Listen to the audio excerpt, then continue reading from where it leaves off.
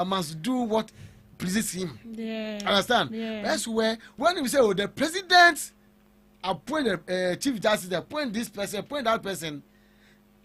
Apart from the executives who must be loyal to all the autonomous, the independent institutions like the parliament, the chief justice, the constitutional provisions like the Shiraj, once appointed, it ends it. Okay. Your relation with the appointor, the president, end. Therefore, you are able to determine if the president, somebody petition you about the president. You should be able to tell the president you violated. Yes, it happened. In the past, you have the Shiraj investigating institutions like the NCCA. Huh? Yeah. Are you getting it? Yeah. National Commission for Civic Education. Are you getting National Commission for Civil Education? And then, even though they were able to still declare, no, you were wrong. They came out. Do you understand? Yeah. And that should be even the president is wrong and somebody petition the Shiraj or whatever, he should be able to say so. Right. But see, it became worse. The issue of this kind of people doing the bid of their appointor became worse from 2017 to 2024. So if I say 2017, then what are you trying to insinuate? Because I'm telling you, in the era of President Akufo-Addo, it became worse. It became worse.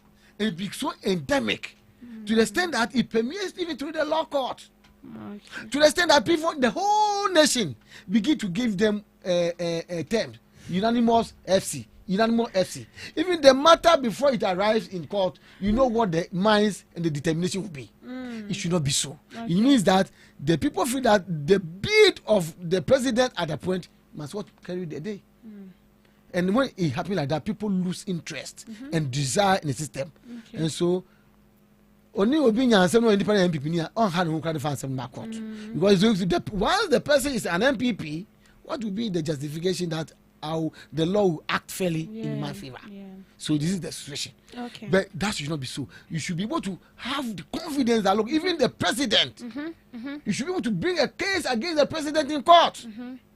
That's what the system, the American system perceived. Okay?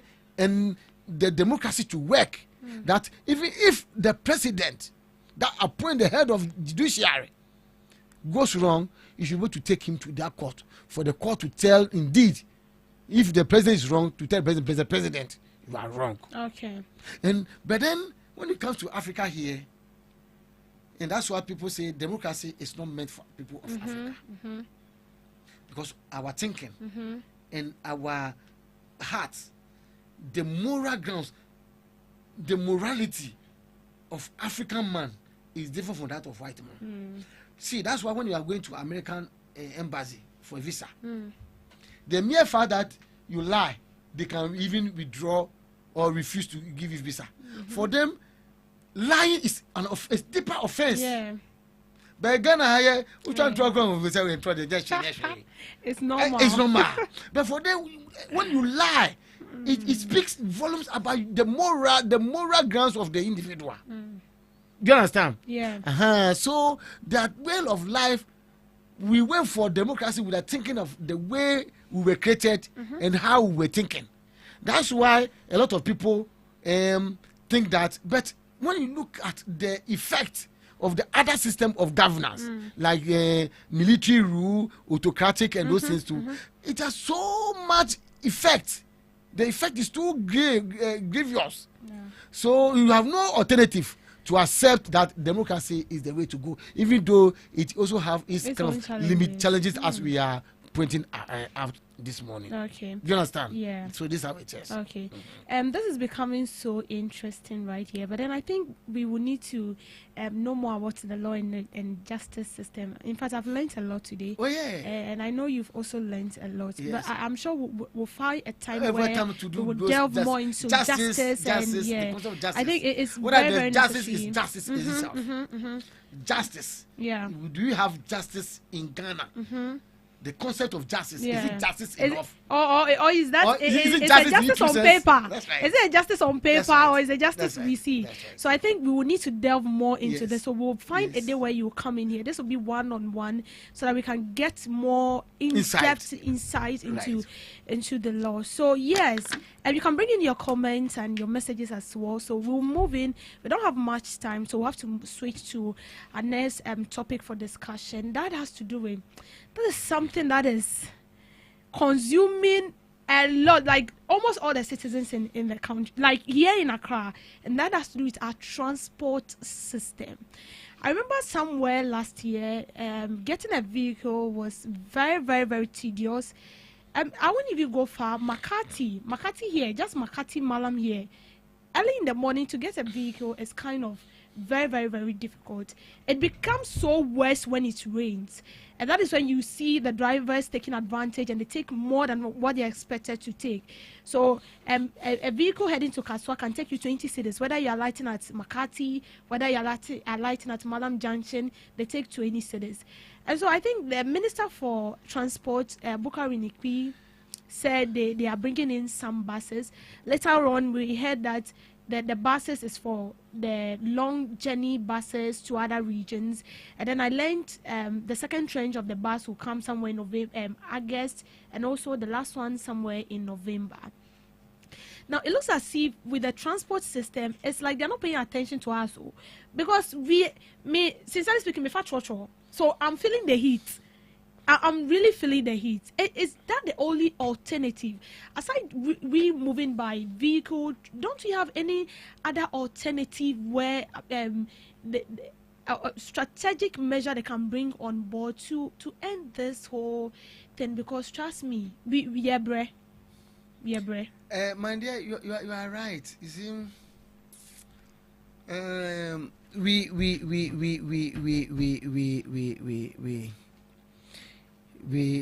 see,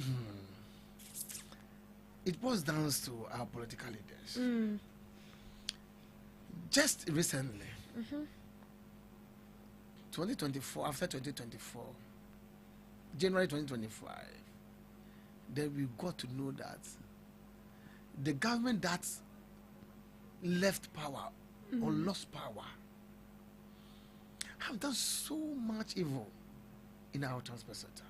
You see, as a country, we build on foundation. Okay. So when the foundation is laid, somebody comes to do a bit. Right. Somebody also come and you do a bit. So that we are building like a building block. If it's about 3-story building, continue. If it's about 10, then when it gets to 5th floor, and somebody come to collapse the whole building again to the foundation level. So it's like at any given time, when MPP comes to power and leave power, we'll go back to the roots to restart afresh. Look, my dear, if you get to know how even STC was run down, you'll be surprised. The Metro Mass, Ayalolo, persons who were appointed to be the heads of these institutions. Auditor report these days suggesting from the Metro Mass, you see a whole bus, because they wanted to appropriate to themselves and buy. When there's a small fault, instead of them to go and service it, they'll put it down. After some months, then they'll put ocean on it and appropriate it to on their line and sell it as low as 2,000, 3,000, 5,000. But this has state-owned properties. These are state-owned properties.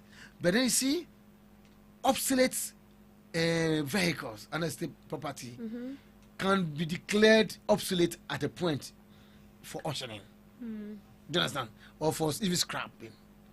But individuals who have intentions, they will put those vehicles under a condition to suggest they are obsolete, when indeed they are not that obsolete. Do you understand? Yeah. So buses that we knew or were there from President Kufuor era, additional fleet were acquired during President Ataman's of blessed memory era, President Mahama era from 2012 2016. When this book came, they ran down the whole facility down. So is that the consequences of what we are seeing today? That's what I'm seeing today. So today we don't have enough buses. Out of about 1,000 buses, I don't know that ply our routes. Today, at the time we took over, I was told it was less than 100. The metro masses, their offices in Kumasi, reports that came from that place. It's a mess. It's a pity. My dear, so my point is that, you see, they say justice, the wheel of justice grants slowly, but it still will get there. Okay. There's so many things that the government cannot put before court at the same time. There are so many issues at the various departments that when you hear, it is so nauseating, so nausea, that we will sit in a country and there will know a feel of patriotism.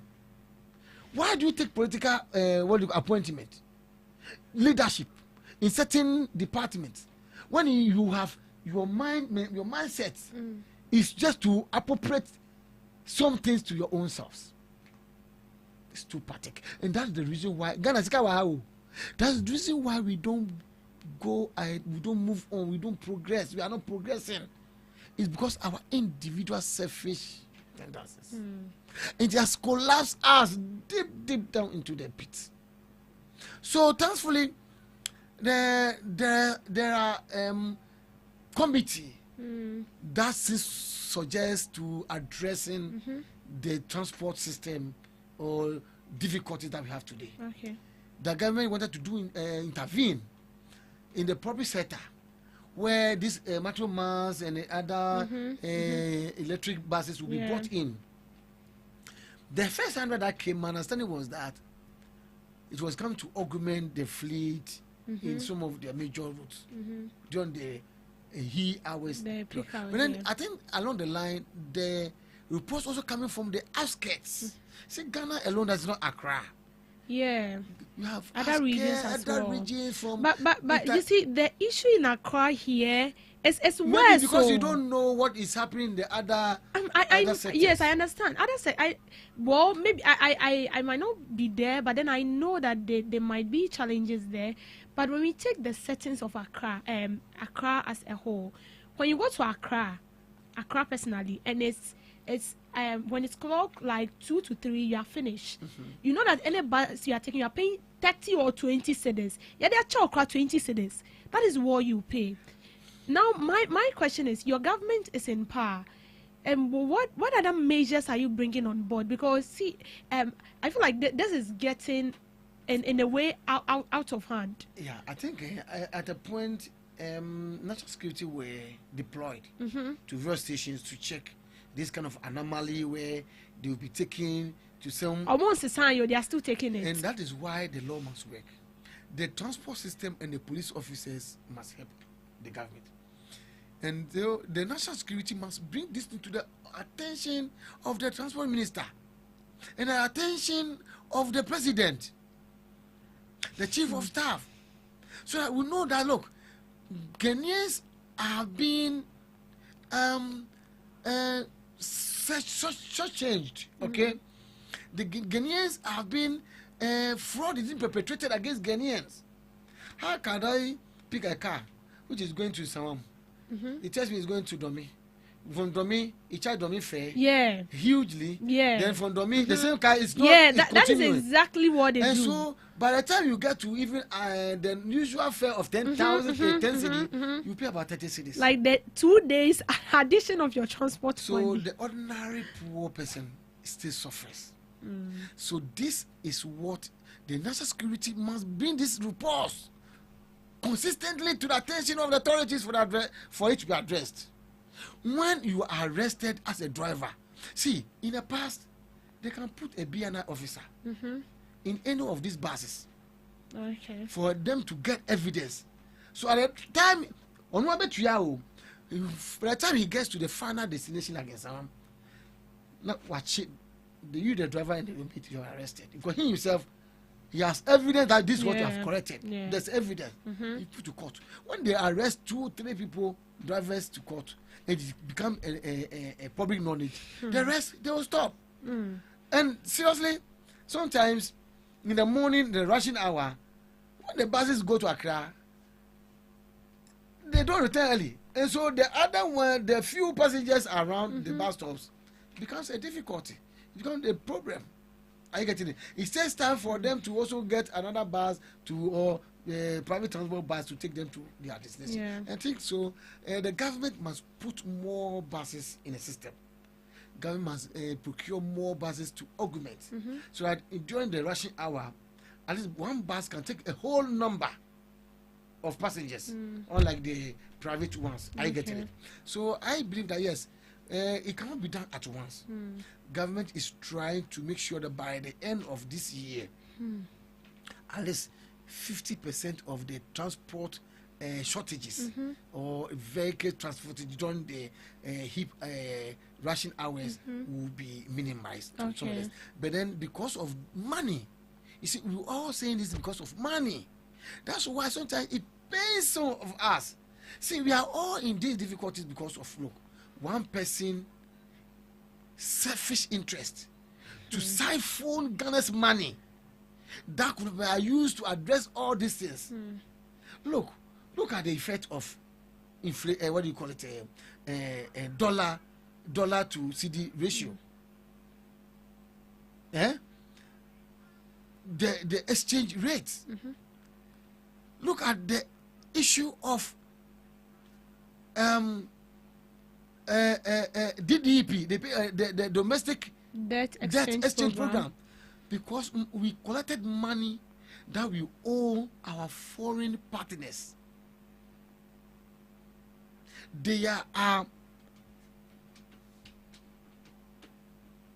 our bilateral agreements, obligations that we owe our foreign donors and partners that will be paying. We collect the money, we don't pay. And it got a point, individuals whose investments are in bank institutions are being robbed to pay for the state inefficiency. These monies allegedly went to somebody's pocket. And today, because it is an obligation for us to pay, when this government came to power, it is trying hard. It's siphoning a lot of people to be able to address. And seriously, the finance minister did very well. Most of our obligations that were due on time have been able to service. Today, our debts, foreign debts, have been serviced to a limit, to a far limit. Today, we have our debt being serviced to a point where our foreign IMF partners in Ghana have praised Ghana. It is the reason why recruitment and other sectors have slowed down. But when you recruit, you must pay. And the same people who are causing us this pain will turn around and criticize the government for not recruiting. We need, yes, buses, but they will not give us the bus for free. You go and pay some deposits. And the one person who actions has affected us is the former finance minister. We use money that could have been used in providing good services for the people. Over $90 million to dig a pit. See, these were the reason why in some coup d'etat or military countries, people were paraded and shot. Because it does not make human being, it defies common knowledge. You could not understand it. Is it a shared wickedness or what? So when you play such actions to the detriment of the generality of the people of this country, the bitterness, people die, people fathers, their relation died. because of some one person's selfish interest. So irrespective of where you look at it, the reason why all this it has become an issue is because Ghana's money. Okay, so we should say the challenges is due to maybe lack of funding, weak enforcement. We are paying our external partners, external donors money. Okay, so we will need to partner before we can get whatsoever we want. External debt service. We are servicing it because somebody collected the money, didn't pay. Why this Ekano there? I'm pro. Just postpone you be can. Never in Piasso, me patcho, Sicano, me, my me, I what no one found chair, what or just at home. It's a canoe da ho. Young treasures, I better watch. So the best is a be a scabia, Dokubina Udi one ball, Anopa, maybe I'll do one ball every year. It's where they, what you come. Sikana will be taught Dokumi and son, better half. Now the Sikana and Akutriaka, Mewa. That is the life here is very very difficult. Now, aside the normal transport system, which we know that has to do with traveling by vehicle, what of our railway system? The railway I know of has now become a source of livelihood for these scrap dealers, where they've end up cutting part of it to sell off. Can't we use that as a backup? Because I believe when we consider the railway, it will ease some sort of congestion on the normal road transport we know, and also deter these drivers who take abysmal fares of what they are not supposed to take. My lady, you are right. The government of John Mahama, President John Mahama, is considering a lot of things. After the express way to Kumasi, I've heard that the president has requested for an investor to take up certain parts of our western or southern railway system development. But then, like you are saying, we need to pay attention so that to the multi-modal transport system. Our over-reliance on the road transport system is one of the issues. Okay. So we see the plans are there, but it's all bounds down to money. So these days, I think the president have realized that, look, the way to go is what? Inviting potential investor. So that at least the rivers of the Kosovo, the farm transport system could be activated. Okay. So that we have more of rail and then the river transport coming to augment the road. Okay. So instead of putting so much of a load on articulator or a trailer from here to Kumasi, we could put certain rail system or river transport system in place that will also reduce the congestions on our route. So they are saying yes, it's true. Attention has been drawn, and then plans and committees are working on how to bring a potential, because if government wants to do the rail system as is embarking on the big push roads on the express road, it will take a lot of money from the government. So the government is considering inviting a potential investor to come and handle the rail aspect. So at least it's not bad. How many years of independence? 50 something independent. Are you getting it? We should be able to have even a railway system straight all the way to Paga, all the way to Burkina Faso. So I think it's something that subsequent government of NDC, trust me, before or after, just if it is not before President Mahama exhausts his term of 4 years in office, immediately after the President Mahama's term in office, you see the investment in the railway sector just to come and augment the road system. And that will be something that we are considering. And you see, all the road infrastructure is something that the NDC is so much interested in. Apart from NDC, no other government apart from Kwame Nkrumah that has constructed more roads than NDC. So okay, the government has constructed more roads than the previous administration. Come on, they claimed they had in their previous report 10,000 kilometers. When we went from, we noticed that it was just another mirage. Yeah, it was not there. It was just a deception. They put something figures on the paper. They didn't do anything. So, like I was saying, our transport system, the Minister of Transport is doing well, but then he can do more in terms of the way the private transport operators are, what do you call it, defrauding.